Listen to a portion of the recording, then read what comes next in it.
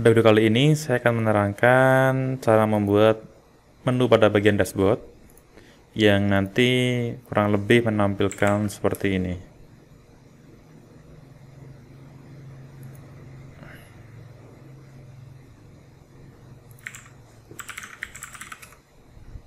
Jadi nanti ada nominal penjualan hari ini, bulan ini, kemudian berapa banyak transaksi pada bulan ini, kemudian total produk. Terus ada lagi transaksi 5 terakhir. Langsung saja kita masuk ke sini dashboard.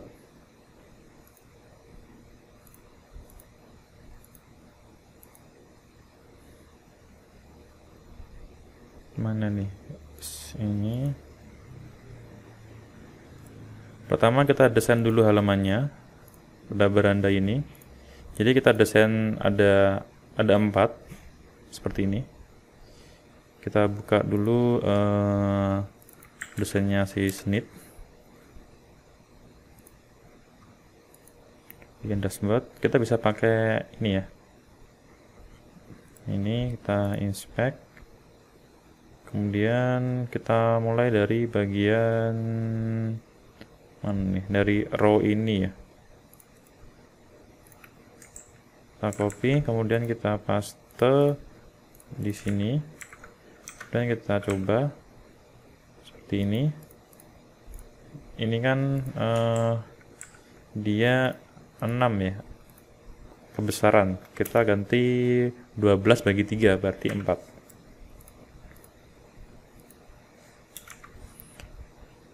Ini diganti 6 kalau nanti dia di ukuran medium.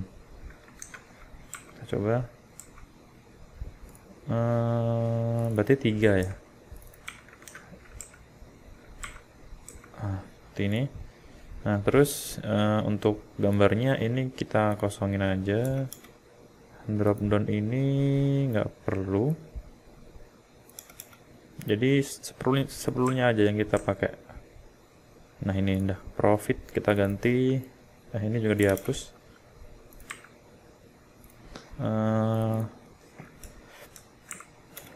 Penjualan hari ya nih lebih enak pakai Carlo. Hari ini. Terus ini nanti RP-nya, RP titik. Terus ini nggak perlu.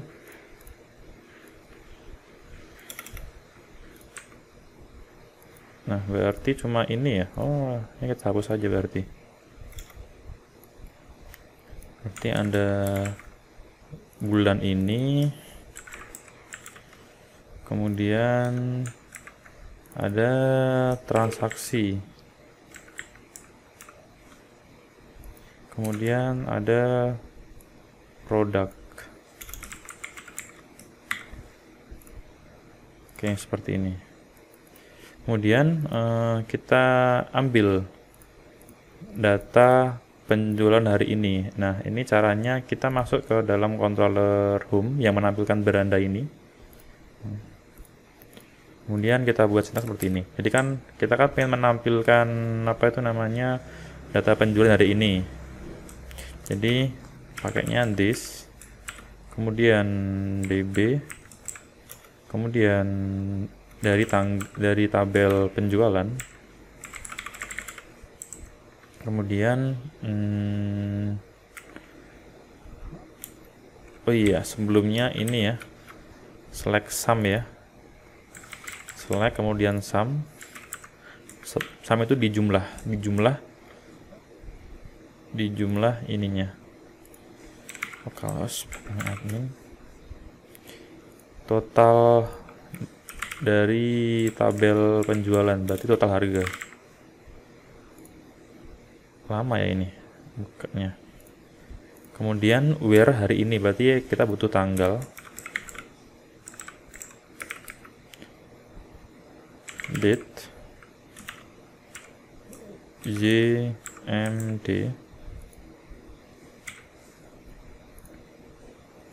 Nah, jadi nanti kita akan menjumlahkan dari tabel penjualan, kemudian berdasarkan tanggal berapa, kemudian total harganya ini nanti ditotalin pakai select sum.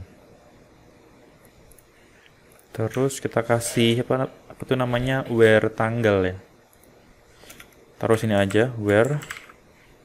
Kemudian saya pakai ini namanya rumus date format. Sebentar, ini saya copy dari codingan yang udah saya pernah buat seperti ini. Jadi lebih aman kita pakai date format seperti ini. Sebenarnya bisa kita pakai langsung seperti ini, tanggal kemudian seperti ini, tapi kadang seperti ini beresiko error. Kita buat seperti ini, kemudian oh iya, kita kasih ini ya, default time zone ya, ini seperti ini. Karena kalau settingannya di sini bukan di Jakarta, nanti beda harinya, walaupun di sini harinya adalah sesuai dengan tanggalnya. Terus dari perintah ini, kemudian oh ya ini ya, ini kasih as ya, as total. Kemudian ini kita tampung ke dalam variabel apa namanya, apa ya, misal hari ini, this db, kemudian get, kemudian row, karena dia cuma satu data, kemudian yang diambil cuma ini total, seperti ini. Kalau kita vardam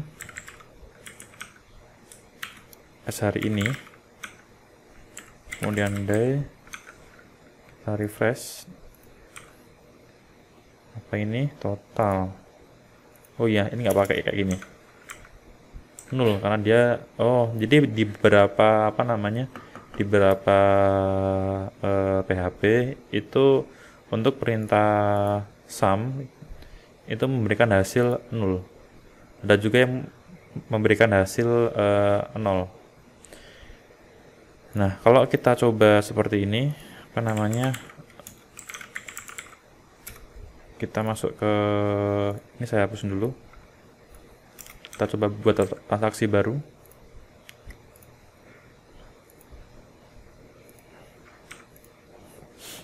Kemudian bayar. Kemudian kita vardam lagi. Nah, ini benar ya, sesuai dengan hari ini ya.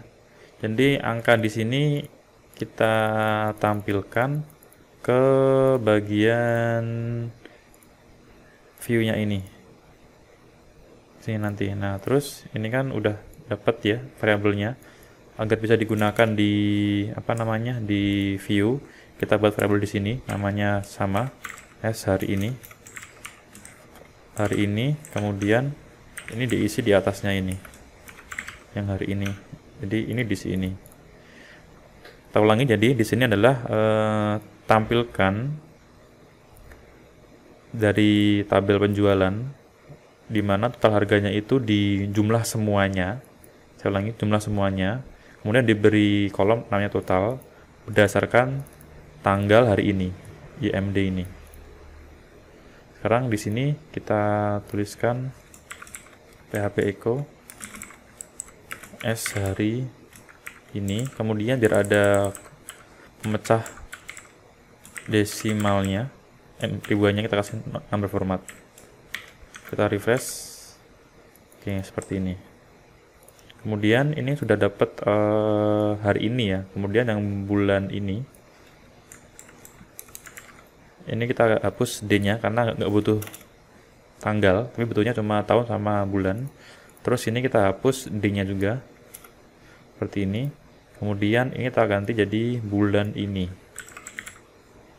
Terus yang ini kita ganti jadi bulan ini juga, yang bagian sini.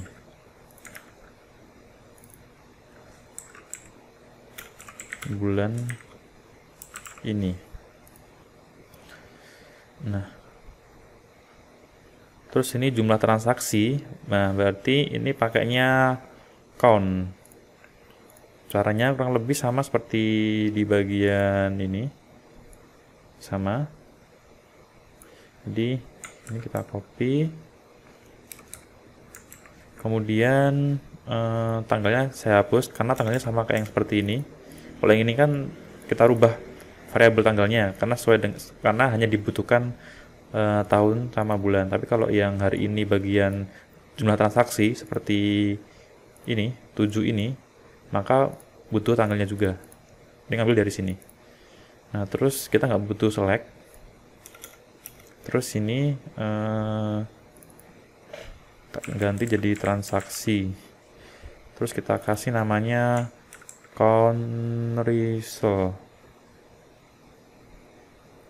This db seperti ini. Ini kalau kita refresh mesti error ya, karena apa ini? Kita cek dulu sum total as harga.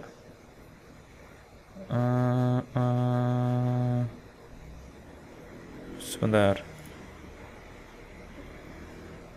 Number format total as.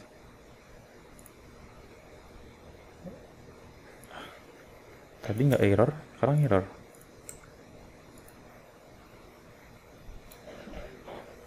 Oh ini kurang petik 1.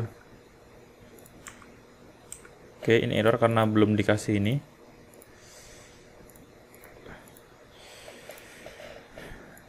Sekarang kita tampilkan variabel transaksi sama bulan ini kita taruh di bagian data array yang nanti bisa ditampilkan ke view. Mau transaksi, kemudian ada bulan ini. Kita refresh. Oke, seperti ini.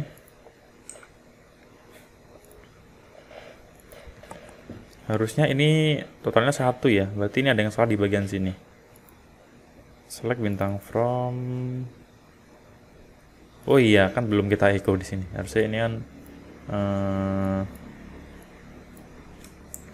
php echo, kemudian transaksi,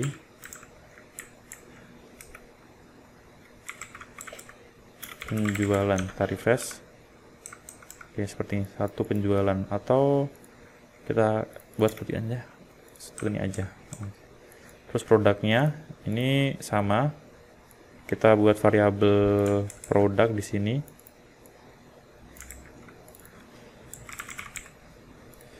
Terus kita buat seperti ini, tapi bagian produk. Terus ini tanpa yang namanya where. Berarti bisa langsung seperti ini. Ini kan produk. Terus ini kita langsung seperti ini. Terus ini kita tampung ke dalam variabel produk. Terus ini kita buat lagi namanya produk. Kita refresh ke 5. Kita cek di produk ke 5. Oke, itu aja. Ini mungkin belum rapi, jadi silahkan kalian desain sendiri yang lebih rapi daripada yang saya buat. Contoh yang rapi mungkin seperti ini, saya pakai Tailwind ya. Jadi untuk contohnya seperti ini aja. Kemudian kalau kalian nanti ada error yang mana tidak mau tampil angka 0 sedangkan tidak ada hasil yang ditampilkan. Jadi tadi itu kan tampil 0 ya.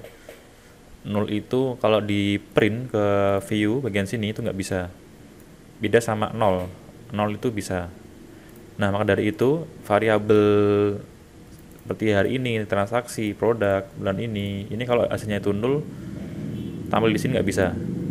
Tapi kalau 0 bisa. Nah, cara ngatasinnya adalah kita buat if seperti ini. Jadi if jika S hari ini sama dengan 0, maka variabel S hari ini dia akan dirubah jadi 0. Nah, seperti ini.